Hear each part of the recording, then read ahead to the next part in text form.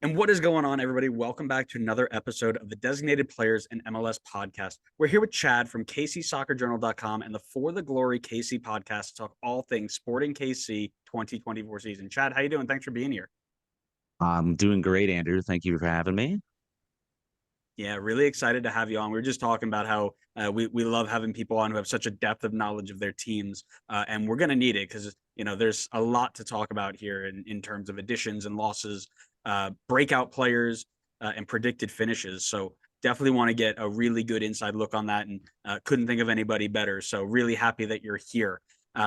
Before we dive into all of that, though, as we always do, it's Scarf of the Week time. I'm going to send it right over to you, Chad, to show us what you've got today.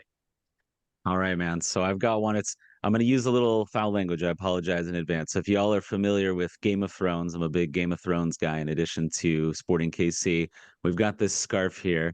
It says, "Give me 10 good men." And it's Tim Melia dressed as Bronn from Game of Thrones. And that expression comes from there's this line in the show where they say the Eyrie, this castle in Westeros, is impregnable. And Bronn says, "Give me 10 good men and I'll impregnate the bitch." And this is Melia. Give him 10 good men right in front of him, and he'll keep a clean sheet. Maybe we'll clean it up a little bit there. I love it. I love it. Scarves are so much more than, and we've said this on all 27 or however many we've done of these, that scarves are so much more than a piece of fabric, and they've got so much that they can tell in terms of stories and meaning. And that's why we do this segment. It's so unique. So thank you so much for bringing that on, Connor. What are you rocking today? What's your stretch? Um, how about a nice introduction first? You just forget Nope. about me like Yep. I usual. forgot about Yeah, yeah. Um, I have to say that might be my favorite scarf out of every interview we've done so far. That is so good. So good. Uh, I try. Mine's gonna bring the quality down a ton because I don't have an SKC scarf. So my stretch is related to one of the players that I'm gonna be talking about today. So not to spoil it, but got the Houston Dynamo scarf for a certain player that will come up in one of our later topics, but I'll let the listeners kind of piece together who that is. Although I think it's kind of obvious. it. It's I got such a a pretty good guess. I just put it together myself. That's like a 3-team stretch, dude. I mean, listen, I feel like it's the team he's best known for. I mean, here's the deal. Mine's even worse than that. So,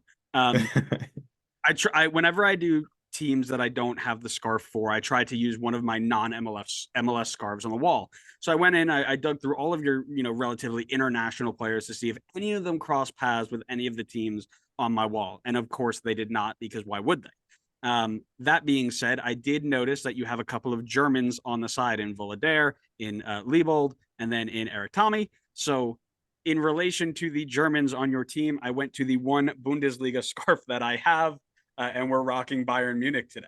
So um, the stretch of all stretches, at least to this point in the pod. So we're gonna rock it, and we're gonna make it. We're gonna fake it till we make it, and we're gonna be say it with our chest, and the scarf works. And if we say it loud enough and with enough belief, it's got to stick, right? So um, that was Scarf of the Week. And as much as people want to hear about our stretches of scarves, I'm sure they want to talk way more about the Sporting Kansas City 2024 season. So Peter Vermes is back again, the longest tenured manager in MLS. No matter how many times people question him, the man still ends up in the seat. 14th full season, 15th, including his interim period in 2009. I don't think, and I think if my numbers are correct, there's genuinely not been a Sporting KC specific season that did not have Peter Vermes involved as a player or a coach. He was, not, there were times when they were the Wizards, but as soon as Sporting KC came around, Peter Vermes was there, which I think is awesome. Eighth in the West last year, 15th overall, 44 points, 12 wins, 14 losses, 8 draws, lost to Houston in the semis after a very good playoff run. How are we feeling in SKC land? I think there's a bit of a pessimism over the lack of off-season movement for this team. It's pretty much the team that was here last year back, minus a couple legends in Zusi and Espinoza. Gotti Kinda also gone, one designated player out, no designated players in. But you've also returned essentially the same starting lineup that got hot, was the best record in the West from May 1st on. Let's just ignore those 10 games at the beginning of the season where they forgot to like win any soccer matches. And then they carried it all the way to, the conference semifinals. Feel like we should have been in the finals. That Dynamo scarf kind of burned me a little bit, Connor. It hurt. I just saw like an uncalled handball flash through my eyes when that popped up on the screen. Why do I Oh, keep man. doing this? This is multiple times now that I keep bringing out the wrong team scarf. I didn't even That's put it. that together. I was about to say, what you, I'm you not brought bitter out? about it. I What'd didn't you even bring? You brought, I brought it out and I'm like, oh, Houston and SKC. Surely these two don't hate each other. Guess I was wrong. They're an old rival, I would say. Like maybe this will rekindle it a little bit, having that playoff elimination. They knocked us out of the Open Cup last year too. But then if you go back in their history a little bit, speaking of like early Peter Vermees days, there was those years, 2011, 2012, Houston eliminated Sporting before in 2013, Sporting finally got the best of Houston and went on to win MLS Cup. So they were pretty bitter rivals there for a little bit. And then it's tailed off. Houston's been bad for a while, so that makes it tough for them to be a rival. But they're on the rise. yeah, and for those of you who are listening, don't worry. We are going to cover all of those history stories in our MLS history series that we'll do during the season. So if you like that, stick around for those. Those are going to be lots of fun because you're right. Those games were something else. Those Dynamo sides were that was the last time they were probably fun to watch, really. But sorry for Houston catching strays. But um, let's chat then.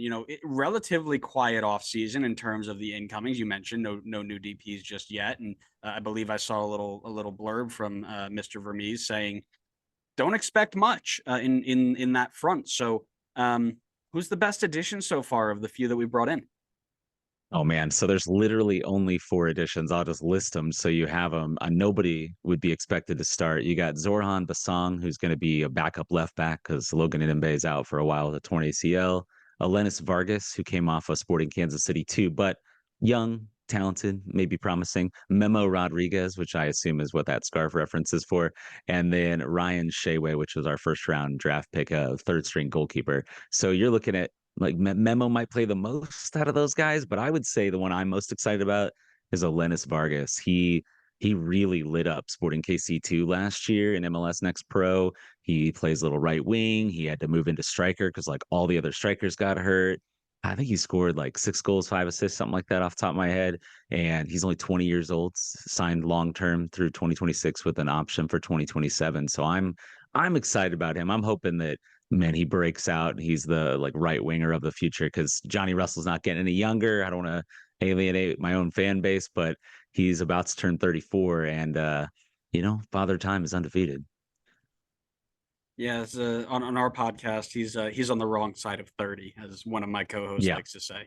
I'm just going to So it's piggyback off that. most of this roster, honestly, is on the wrong side of 30 for Sporting KC.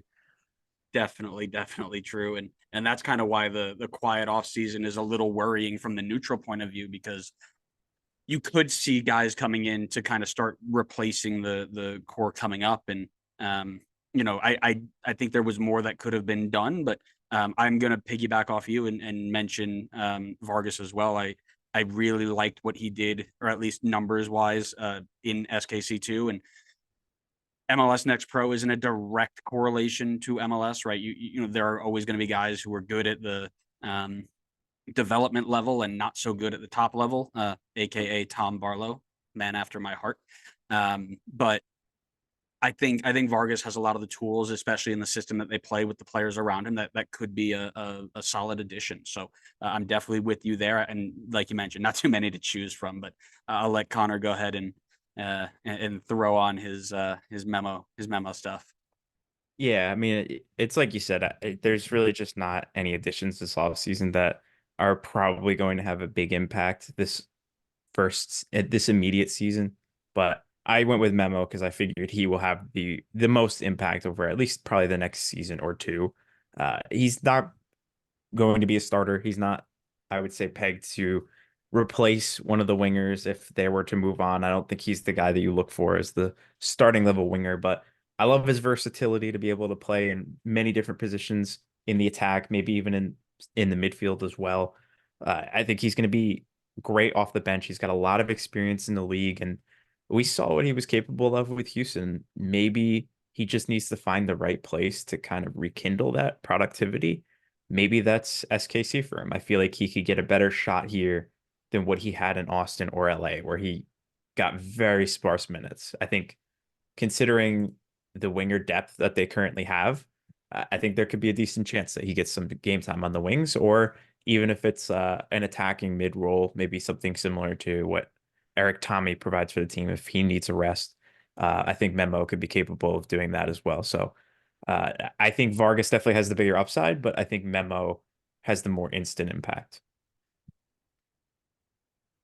Yeah. Yeah, I would kind of piggyback on that. I think Tommy is where he's going to end up lining up. Like he'll be Tommy's backup, I would guess. I'm a sicko, so I like look at the preseason lineups, and the PR staff is nice enough to tweet them out in the same order all the time, so you can tell who's lined up where.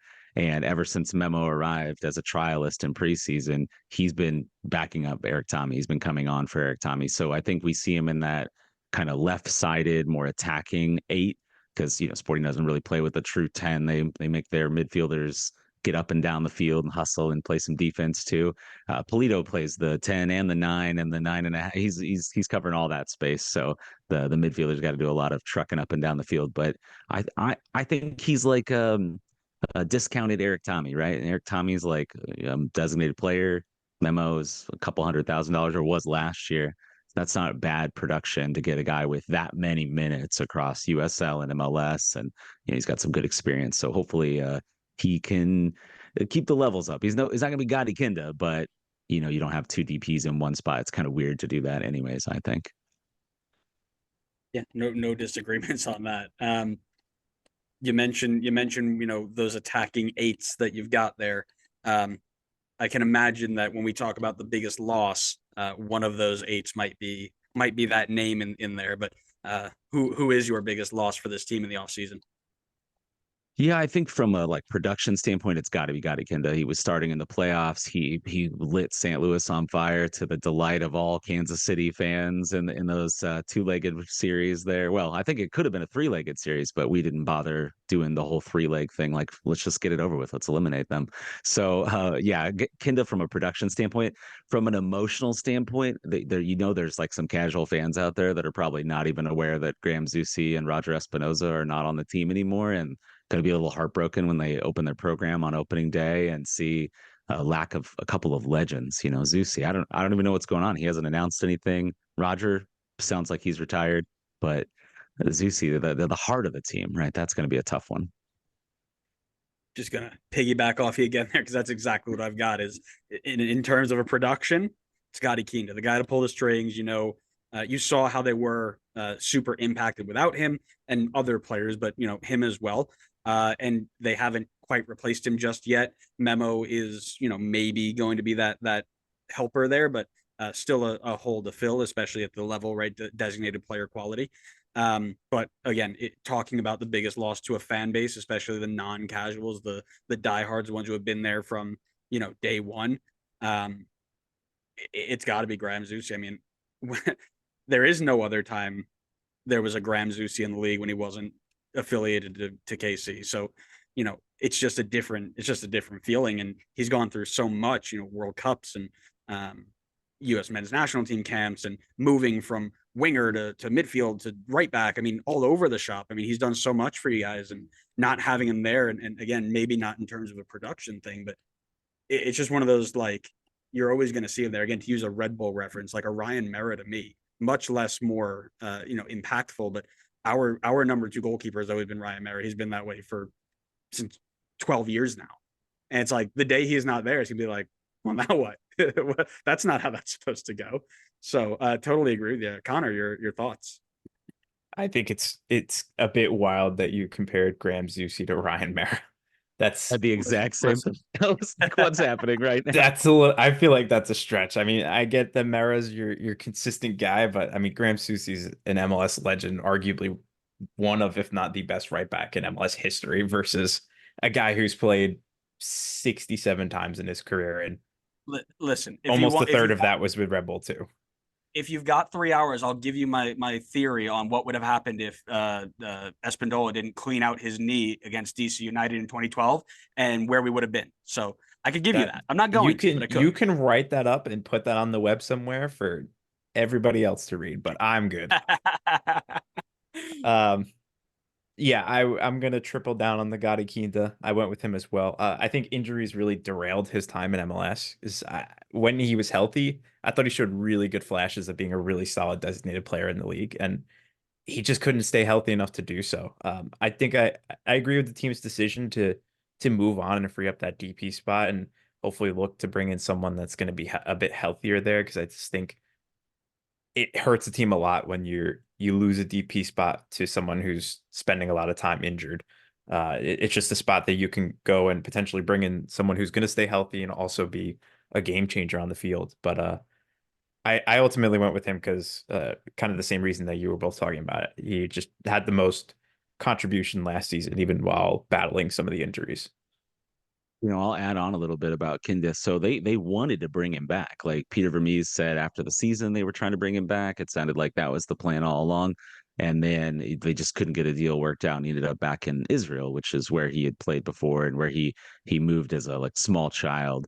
So I think there was a pull to be back there with all the the war and everything that's happening over there. And he has a little baby, and his wife is from there too. So I don't know that it was anything to do with Sporting not wanting him. I'm pretty sure they did want him, and I was deep down hoping that he was only a designated player because of his transfer fee. He had like a $4 million fee, so I was thinking, gosh, if we can keep Gotti Kinda, he's like a TAM level player, and then you have a DP slot open still, which they do, then you could get a DP and Gotti Kinda, and he just basically had one catastrophic injury that lasted like a season and a half. So that's not great, but the other times he was pretty productive, and once he finally got rolling last year, he looked good again. But yeah, it'll be sad for him not to be there, and sad that they are not making a signing before the season starts to bolster this roster in some way. Yeah, that's got to be a little underwhelming, right? Especially after you make that deep run, you're like, man, maybe we're just obviously we're one call away, right? The missed handball, but maybe we're just one or two pieces away from really making an impact in this league. And then to come out and your biggest signing is either an SKC2 guy or Memo Rodriguez, and you've got a DP spot open. That's got to be, I don't want to say it's got to hurt, but it might hurt. Yeah, I would say I don't know that I'm hurting as much as a lot of the fan base seems to be hurting. The team is, I would say, if you look at our starting lineup, I feel pretty comfortable about everybody that's out there in the starting lineup, but everybody behind them is virtually either an unknown, an MLS journeyman, a kid that's never played. It's just you don't know exactly what you have. I'm hoping that some of these guys are capable and we don't run the veterans into the ground. But if you've ever watched a Peter Vermees managed team, he loves to play the same people over and over. Hey, it worked last week. Let's just do that again. And that could end up being troublesome. But as far as the like big signing, whether it's a DP or you all mentioned Acosta before we were starting there, and yeah, he's not coming, obviously, but I just want him to get it right. Because if you get it wrong, you live in with this decision for years. They're not going to buy anybody out. That's not really the way Sporting does things. They're not Charlotte, who are just like, yeah, our GPs don't work. Let's just sell them, buy them out, whatever. That's not how our ownership spends. They want to actually turn a profit. So got to get it right, whether it's before this first primary transfer window closes in April, or the summer window. Just get it right. Yeah, totally fair. We're talking about these players who have left and players who might step up here. Who's your player to watch this year who might have a breakout season? Actually, Matt Doyle just talked about this today in one of his articles. He did like a breakdown of every team, and I felt like his answer was a bit of a cop out. I don't want to pick on Matt Doyle because he knows a lot more about the other 28 teams than I do. But he said Jake Davis, and I feel like Jake Davis broke out last year, right? He broke into the starting lineup. He made Zusi expendable, who we just talked about. And I thought for sure, we just kept saying all season, well, when Zusi's healthy, he's going to come back and take this job from Davis. And it never happened. And then they declined his option and moved on from like a club legend here. So I don't want to go that direction. I feel like that's too safe of a pick. Yeah, Jake Davis is going to be good. I'm relying on it. I'm counting on it. I'm going to say Steven Afrifa. He is our first round draft pick from last season. He went back to college and finished. He played for FIU. So he didn't join the team until like April, May-ish, give or take, after he graduated from college. And then he just kind of took some time, didn't get a lot of minutes, played a little bit with the twos in preseason. Peter, every time we talk to him after a preseason game, he is just glowing. They're like, he's the real deal. He's making us all pay attention. He's been playing shallow. He's been resting with some sort of minor injury. So he's moved out to the left wing where he was a center forward at the last year or so of college. I'm hoping for a Steven Afrifa breakout year, if I could say his name. I love it. Yeah. I want to go on the record here saying that it's quite clear Matt Doyle stole from us because we were putting these out before he put that article out.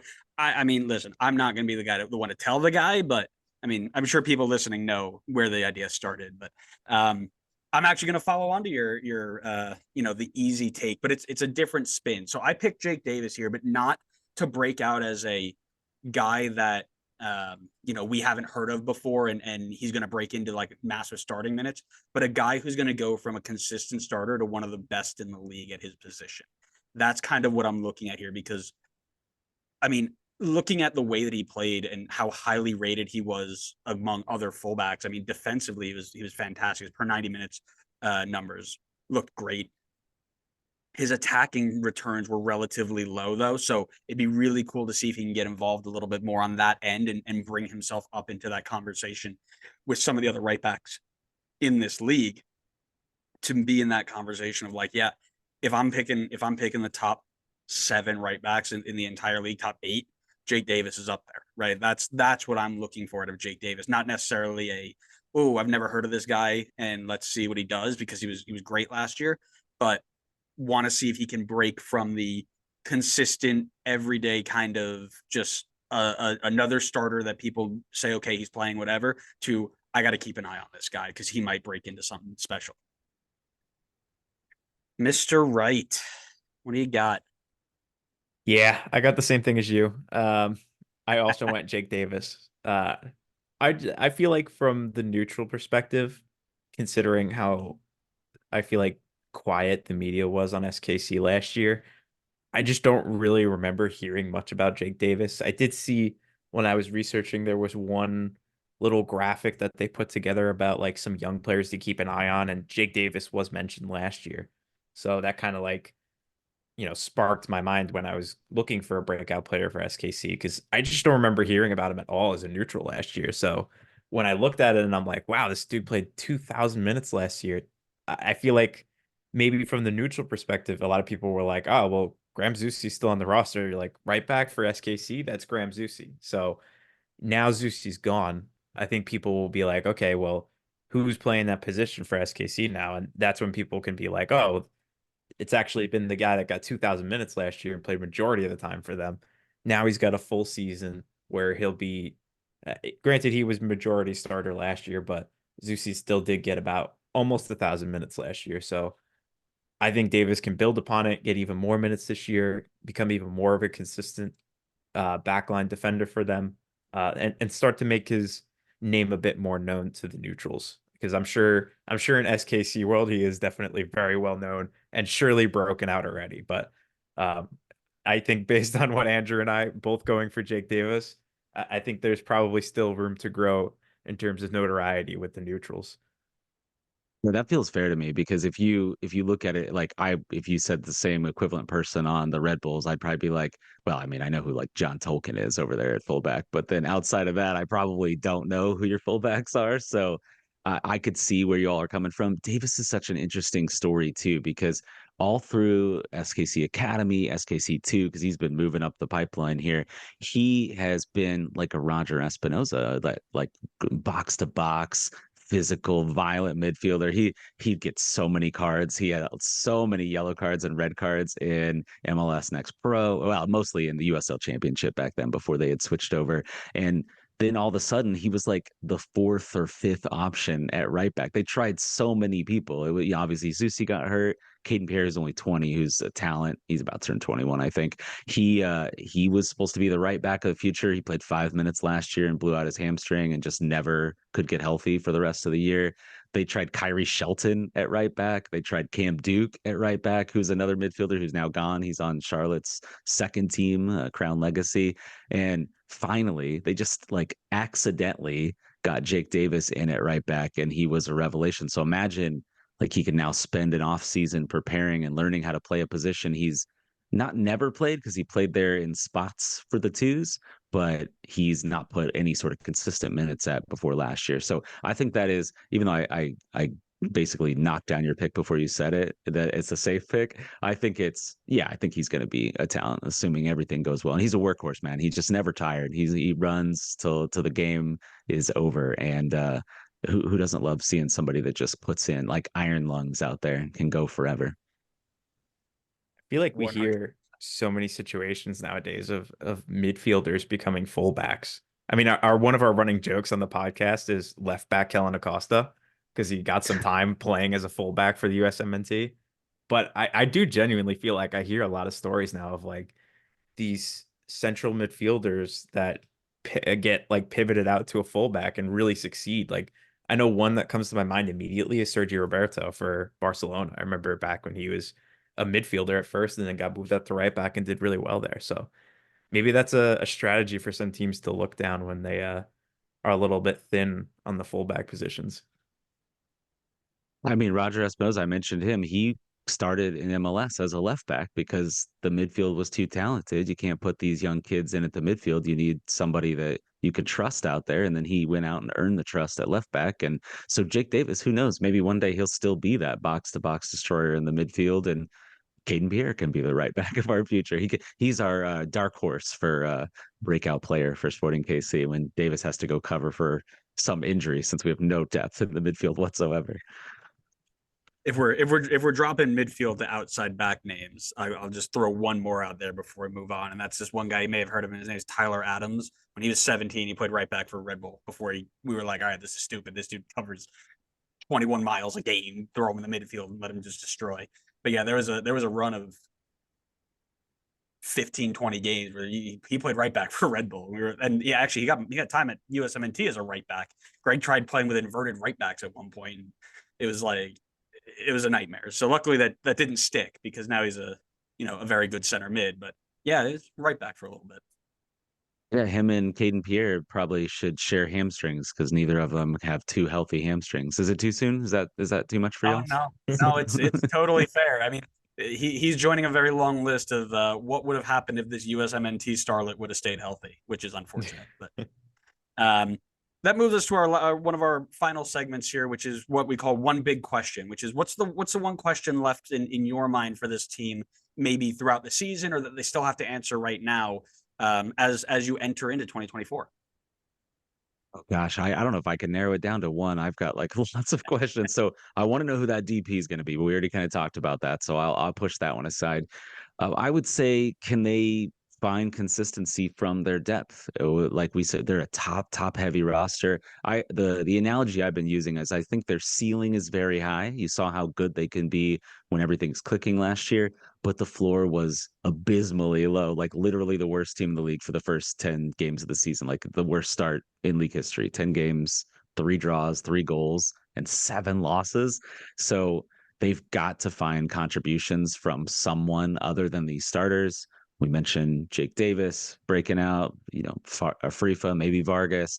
Some combination of these guys have to break through, because if they go 10 games without a win again, Peter Vermes's longest run as MLS manager might actually come to an end. Although this is, he just started a 5-year extension. He signed it last year before they lost for 10 straight games, or, didn't win.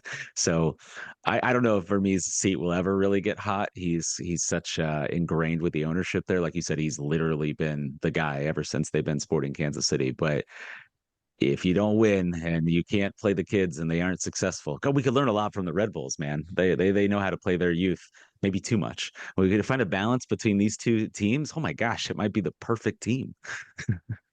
Yeah, we've been saying that for a while now over here. If only we just learned how to spend on somebody, and that somebody be good. And like that team over there, like that or that team, or all of the teams. Let's just be like them. Connor, your question. So my question's, I think, on a similar wavelength, but I think maybe a bit more broad. And that's just, can the team get any consistency this season? I'm looking at the past few seasons for SKC. First in the West, 11th in the West. First in the West, third in the West, 12th in the West. So it's like they're either top of the West, bottom of the West.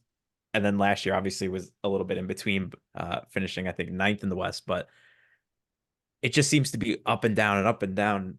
I want to see if they can find some consistency like they had from, I'd say, the stretch. I mean, for a while they had a good consistency. All like the early 2010s, they were consistently in the playoffs, consistently a top 10 team in the supporter shield. And now it just feels like it's either, the highest of highs or lowest of lows. So I want to see if they can start to build some consistency towards that form that they had in the early 2010s. I like that. Mine kind of builds off of Chad's here. It's more specific, and that's based off of a striker named Willie Agata, and it's, can he come back to that form he was in pre-injury? Because Polito's great, and he is going to be very good for you, but having a really good second option, we mentioned the depth, who is just as dangerous, can take a team from being good to being great, or being not so good to being good enough, right? And I have a series of really bad predictions on this podcast. We do predictions before every season. I may have said Willie Agata was going to win the Golden Boot last year. So, Whoops. yeah, that's on me. Sorry. But yeah, having, it was clear that when he was here, the back end of 22, he was dangerous. He was fun to watch. He was explosive. And it was like, oh, him and Polito are going to do damage. And then they never got a chance to kind of to build off each other. So that's something I'm going to be watching. I like that too. I mean, of course, I want Willie to be super successful. And if you look at him last year, he was playing with like a partial broken bone or something crazy, and he didn't realize it. And he's like, "I'm fine, coach. Let me play." And then he had surgery because he was just like not right at the beginning of the season. Something wasn't right. Polito was still coming back from his injury. He wasn't out there. And then Agata goes out, has surgery, comes back, and he showed a little sign of that life. He didn't get on the field a lot. He's working back to fitness, and it's hard to displace Alan Polito. But I think at the beginning of the season, they were building towards a two striker setup at times because they were trying to play Tommy next to Agata as the dual forwards instead of like the traditional 4-3-3. And it just didn't work because Tommy's not Alan Polito. But if you got Polito and Agata out there, like you got that pace and the wild recklessness of Agata, and Polito, not known for his speed, but he can do a lot of other things really well.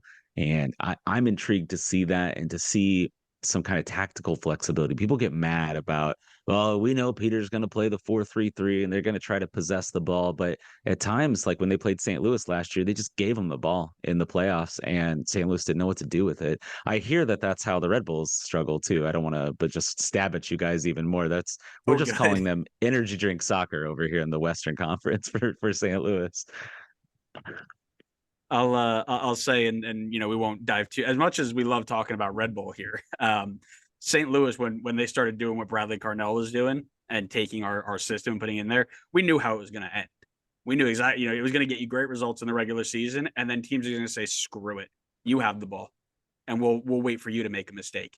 And that's what happened. They got hurt that way, and you knew it was going to happen. And we were talking about it before earlier in our St. Louis City coverage that they've got the ability to do something Red Bull didn't, and that's make changes that will work. But will Carnell go away from it? I don't know. But I hope not. yeah, right. Listen, they'll be more than happy to be in the. I feel like they're going to be a team that's be like, oh, we're gonna make the playoffs, we're gonna be competitive, we're gonna do that, and then be like, oh, we're still a young team when they don't win in MLS Cup playoffs. So that's just my prediction. But speaking of predictions, it's time to make predictions on the Sporting Kansas City 2024 season. Where are they finishing on the end of decision day? Oh, gosh, I hate making predictions. I feel like I'm so bad at this. They're like 2 or 3 injuries away from like completely falling apart and missing the playoffs if some kids don't show up and fill those shoes. But then at the other side, if things work out and go beautifully, like Connor was saying, they could be the best team. I think a goal for them should be to finish fourth, get a home playoff game, be in the top half of the seeds, not have to playing the wild card game again last year and make us all sweat it out at the end of the year and go on. You kind of got lucky, right? You get St. Louis when they're a little cold and the perfect 8 versus 1 matchup. Like any of the other teams, who knows if it plays out like that. And if they can get in fourth and they get at least one home game, I think that would be a successful start to the season. Just be healthy down the stretch, be healthy when the playoffs hit. That's what every team wants, right? The regular season kind of matters, but if you're in the right spot when the playoffs come, that's what really matters. Love that. Connor, what about you? What are you thinking? I'm gonna look like the bad guy now. It's fine. I expect everybody to underestimate us. We can be the underdogs. That's all right. Usually our prediction track record is not very good anyway. So if we say bad things, it's probably a good sign for teams. So I was talking about consistency before, and probably not the kind of consistency SKC is looking for, but I kind of see them around the same range as last season. I think probably around that play-in spot again. So like the 9, 10, 11 range.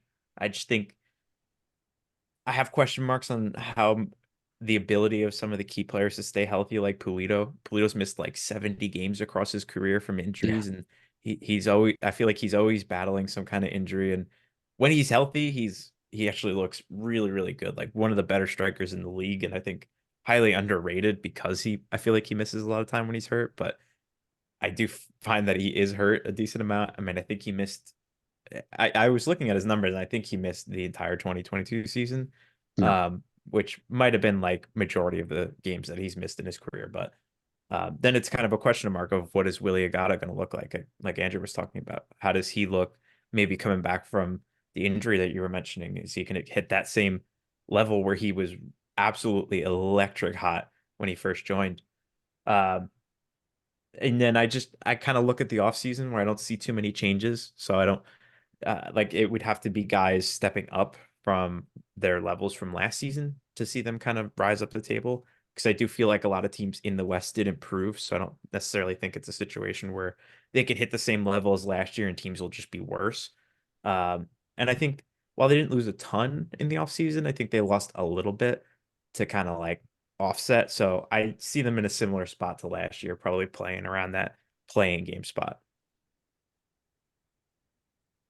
I am going to combine a whole bunch of things that we've spoken about already to make this prediction. And it's the fact that they did get hot at the right time, which is very important in the playoffs. But we talked a lot about their depth and stepping up, and especially in the central midfield. And I like their starting 11 or the starting 3 in that 11. If it ends up being the 4-3-3, I think Radojo, Voltaire, and Tommy are going to be totally fine. But that next guy up, whether it be Memo, whether it be a 2 kid, whoever it may be, as we mentioned, not proven, unknown, or journeyman. So, your front 4, Shallowy, Russell, Pulido, Agata, Afrifa, if he breaks out, that should be enough for playoffs, but I do feel low. If everything clicks, like we talked about, I think it'd be high as 6-7. If everything doesn't click, I think it could go down to maybe 10-11. But I'll be positive and keep my 3-4 game range in the playoffs and say that the last play-in spot is probably the low ceiling for this group. I'm hurting right now, gentlemen. I'm hurting. This you're underestimating us. Us, like I'm contributing to the team in some way. Yeah, we'll see. I'm hoping for those Seattle Sounders teams a few years ago that always wait to make that big DP signing in the summer. Peter's just waiting to get it right. Now, I do think they were in on Kellen Acosta. Tom Bogert had done a lot of reporting around that, and I think that was kind of the plan, is to have him come in and he's jack of all trades there in the midfield. He could do all those spots for him and provide either start or be great depth all across the board there. And losing out on that could come back and bite them a little bit. But if they do it right, they get a good DP. Maybe it replaces somebody that goes down, because there will be injuries inevitably, right? So if you get the right guy, I don't know. I'm wishful thinking over here. We'll see how it goes. Hopefully we'll come. You can invite me back when we're in MLS Cup and we have won the West and put everybody to shame. I will make that note right now to make sure we do that, because that we haven't done any of this like with guests ever. So whenever we make a dumb prediction, we never have to face the consequences. But when Connor, now that we have the guest, when Connor's bad predictions are come true, Whoa. I'm the we're gonna make sure prediction he faces champion his on the podcast right now. Whoa. All right, y'all. We're gonna have to just wait and see how this goes. Lots of hope, because that's what seasons are. You never go into a season without any hope. And it's MLS. You never know what's gonna happen. So something to look forward to and something to be excited for. Chad, thank you so much for being here. We really enjoyed your insight. It was a lot of fun. Yeah, thank you all for having me. It was a good time. It's nice to be able to go deep. My podcast, it's my wife as my co-host, and she's got that casual perspective. So it is nice being able to like go into the weeds and not have to explain everything to her or the audience. Yeah, and that's it's always fun to we call it a not so deep dive for a reason, because we could go a heck of a lot deeper if we wanted to, but we also don't want to put out 4-hour episodes, because as much fun as that is for everybody, we don't have that sort of upload space. So we want to give you a little bit of time to plug your links and let people know where to find you, so go for it. Yeah, so I'd say the easiest thing, follow me on Twitter at play490. Soccer matches are 90 minutes long. You can find me at kcsoccerjournal.com, and at my podcast, if you're interested in hearing a casual perspective about Sporting KC, we balance it out. That's For the Glory KC. You can search anywhere you get the good podcasts. Wonderful. All right, everybody go over, give them some love, go subscribe, let them know you came from our show. And if you're new from the SKC side, listening to us for the first time, and you like the way that we do things here, give us a follow too. We're going to give you, weekly updates on some of the bigger MLS news, breaking stories that come week by week. So we'll probably have to talk about these kit prices and, things like that in the first episode. So you want to hear our thoughts on that. Spoiler alert, they're probably like everybody else's. Come on, listen to that. We do MLS history, like we are kind of hinting at before, where we break down fan-selected stories from all throughout MLS history. So we've hit SKC or the Wizards a heck of a lot over the last 50 episodes we've done of that. So you guys can go back and listen to some of that. And if you like these team previews and you want to know what St. Louis is doing, or what the Red Bulls are doing, or what Atlanta's doing, or I don't know what any other team is doing, we've done 29 of these with 29 guests. So you can go on and have a listen to those and figure out what other teams are feeling about their year as well. Chad, thanks so much again for coming on. We really, really enjoyed this. Listeners, we hope you enjoyed that as well. And we will see you next time on the next episode of the Designated Players and MLS podcast. See ya.